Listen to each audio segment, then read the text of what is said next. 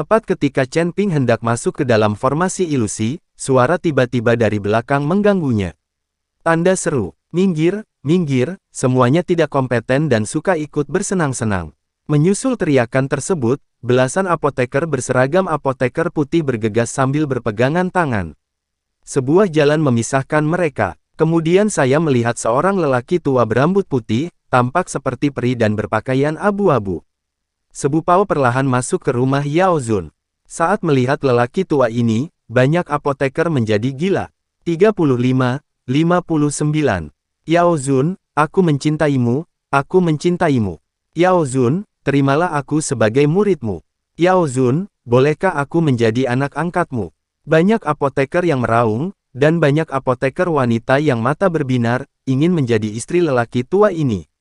Bahkan ketika Naji Cheng melihat Yao Zun, napasnya menjadi sedikit cepat, dan dia berkata dengan penuh semangat, aku tidak menyangka akan melihat Yao Zun, sungguh luar biasa. Sang tabib tampak sombong, dan tidak ada perubahan sama sekali pada ekspresinya, menanggapi teriakan para apoteker di sekitarnya. Seolah-olah Anda tidak mendengarnya. Tetapi ketika dia melewati apoteker wanita cantik itu, sang tabib akan tersenyum tipis, dan kemudian mengulurkan tangan untuk menyentuh wajah apoteker wanita itu. Apoteker wanita yang tersentuh gemetar kegirangan, bahkan ada yang pingsan di tempat. Chen Ping melihat pemandangan ini dan merasakan deja vu. Bukankah ini dunia sekuler, ketika bintang-bintang besar muncul, itulah yang terjadi. Banyak fans yang berteriak heboh, bahkan fans wanita pun menunjukkan rasa cintanya dengan heboh. Hanya saja ahli pengobatan ini agak terlalu tua, Chen Ping tidak mengerti bahwa ahli pengobatan wanita cantik ini sangat menyukai kampung halaman ini. Apa-apaan? Apa yang kamu lakukan? Kenapa kamu tidak segera menyingkir? Ketika seorang apoteker melihat Chen Ping masih berada di kediaman Yao Zun, dia langsung memarahinya. Chen Ping tidak mengeluarkan suara dan ingin minggir, tetapi obatnya menemukan Chen Ping, jadi dia mengerutkan kening dan berkata, kamu di sini untuk mengikuti tes di usia yang begitu muda. Pantas saja di depan sangat berisik rumahku. Aku akan menjadi terlalu muda di masa depan. Apoteker tidak dapat dinilai. Perlakukan tempat saya seperti pasar sayur, siapapun boleh datang untuk menilai. Setelah mengatakan itu, Yao Zun mengedipkan mata ke apoteker berpakaian putih di sebelahnya, apoteker berpakaian putih langsung memahaminya, dia berteriak ke arah Chen Ping, segera pergi, kamu tidak memenuhi syarat untuk mengikuti tes sekarang. Apa yang kamu perjuangkan? Mengapa kamu tidak bisa mengikuti tes jika kamu masih muda? Chen Ping mengerutkan kening. Tidak ada alasan, meskipun kamu mengatakan kamu tidak bisa melakukannya, kamu masih berani menentangku. Apoteker berbaju putih tiba-tiba berkata dengan marah. Yao Zun, ini apoteker yang diundang oleh keluarga Ji kita. Saya ingin membeli rumput peri dari Yao Zun. Jadi, saya hanya bisa melakukan penilaian. Petik 2. Melihat ini, Ji Cheng buru-buru melangkah maju untuk menjelaskan. Tabib menatap Ji Cheng dengan dingin, lalu melambaikan tangannya untuk membuat apoteker berpakaian putih itu mundur. Demi keluarga Ji, biarkan dia mengikuti tes sekali, tapi itu sia-sia. Dia tidak bisa lulus. Masa lalu. Petik 2. Setelah Yao Zun selesai berbicara, dia terus bergerak maju. Di belakangnya, apoteker berpakaian putih dan apoteker wanita yang baru saja disentuh obat mengikuti. Majulah. Apoteker wanita itu sangat bersemangat, mereka tahu mereka terpilih. Mungkin Anda bisa mencapai kesuksesan. Melihat apoteker wanita yang bersemangat, Chen Ping merasa sedikit sedih, apoteker wanita ini baru saja. Itu hanya mainan, Anda akan membuangnya jika Anda sudah cukup memainkannya.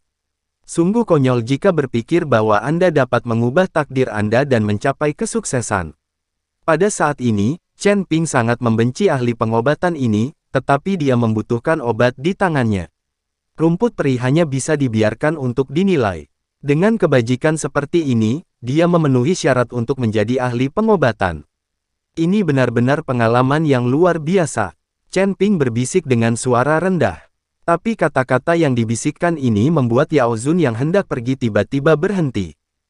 Yao Zun perlahan berbalik untuk melihat ke arah Chen Ping, lalu bertanya, apa yang baru saja kamu katakan? Asteris. Aku bilang kebajikanmu tidak layak untuk tempatmu. Chen Ping sama sekali tidak mentolerir orang tua ini, jadi dia langsung membalas. Kata-kata Chen Ping langsung membuat Na Zicheng ketakutan. Apoteker di sekitarnya juga tercengang dan memandang Chen Ping dengan tidak percaya. Dari mana orang ini berasal? Seberapa berani dia berbicara dengan tabib seperti ini? Memang benar anak sapi yang baru lahir tidak takut dengan harimau. Saya berani mengatakan bahwa Yao Zunde tidak layak dengan posisinya. Sudah berakhir, bahkan keluarga Ji mungkin tidak akan bisa melindungi anak ini sekarang. Banyak apoteker yang membicarakannya, siap melihat lelucon Chen Ping. Yao Zun, dia, Ji Cheng ingin menyampaikan kata-kata yang baik untuk Chen Ping. Namun sebelum dia selesai berbicara, tabib melambaikan tangannya dan menghentikannya. Kemudian dia memandang Chen Ping dengan dingin dan berkata, apakah kamu mengatakan bahwa kebajikanku tidak setara? Tidak buruk, kata Chen Ping tanpa mengubah ekspresinya. Apakah kamu tahu dengan siapa kamu berbicara? Yao Zun sedikit menyipitkan matanya. Aku merasa kamu harus menunjukkan penampilanmu. Adapun tes yang belum kamu ambil, aku khawatir kamu bahkan tidak bisa lulus. Petik 2. Apakah kamu sudah lulus? Chen Ping memandang Yao Zun dengan provokatif dan berkata, alasan mengapa Chen Ping mengatakan ini adalah agar disukai banyak apoteker. Karena banyak apoteker yang menganggap ujiannya terlalu sulit, bahkan apotekernya sendiri pun tidak bisa lulus. Benar saja, ketika Chen Ping mengucapkan kata-kata ini, dia langsung menimbulkan keributan di antara banyak apoteker. Saya juga merasa sulit bagi Yao Zun sendiri untuk lulus ujian. Hanya saja tes ini terlalu sulit. Ini hanyalah tingkat kesulitan yang luar biasa. Akhirnya ada yang berani mengungkitnya. Aku tidak tahu bagaimana tabib akan menghadapinya. Semua orang membicarakannya, tapi kata-kata yang mereka diskusikan semuanya dikirimkan ke Yao Zun tanpa kesalahan. Di dalam telinga, mendengarkan diskusi semua orang dan melihat provokasi Chen Ping, wajah Yao Zun menjadi jelek. Nak, apa maksudmu? Kamu ingin bersaing denganku? Yao Zun bertanya dengan wajah dingin. Apa salahnya membandingkan? Chen Ping tersenyum ringan. Kalau mau bersaing dengan saya khawatir belum lolos. Kalau mau bersaing dengan saya, harus lulus tes ini dulu. Tanda seru. Yao Zun melambaikan tangannya, dan susunan ilusi di depannya menjadi jelas. Semua orang hanya melihat sepetak bunga dan tanaman samar-samar muncul di kehampaan, ini adalah bunga dalam rangkaian ilusi. Semua jenis ambrosia, isi penilaiannya adalah menggunakan kecepatan tercepat untuk mengidentifikasi jenis-jenis cincau berdasarkan rasa, bentuk dan warna. Jika kamu ingin bersaing denganku, masuklah. Yao Zun mendengus dingin. Chen Ping tersenyum ringan dan masuk ke dalam formasi ilusi tanpa ragu-ragu. Berbagai rumput peri dalam susunan ajaib bergoyang tertiup angin, dan suara tabib terdengar di telinga Chen Ping. Kamu harus menemukan di antara rumput peri ini, hati biji teratai, Han Gong Qiu, mukwat liar, gentian, ribuan mil jauh. Ingat, kamu hanya punya waktu 10 menit. Jika kamu tidak dapat menemukan rumput peri ini dalam waktu 10 menit, itu akan dianggap gagal. Kamu tidak memenuhi syarat untuk bersaing denganku. Yao Zun menyebutkan lebih dari selusin jenis rumput peri secara berurutan, yang jelas lebih banyak daripada yang diuji orang lain. Kurang, dan hanya 10 menit, itu terlalu singkat. Apakah kamu bercanda? Tidak mungkin menemukan lebih dari selusin jenis rumput peri dalam 10 menit. Bahkan medisin immortal tidak dapat menyelesaikan tingkat kesulitan ini.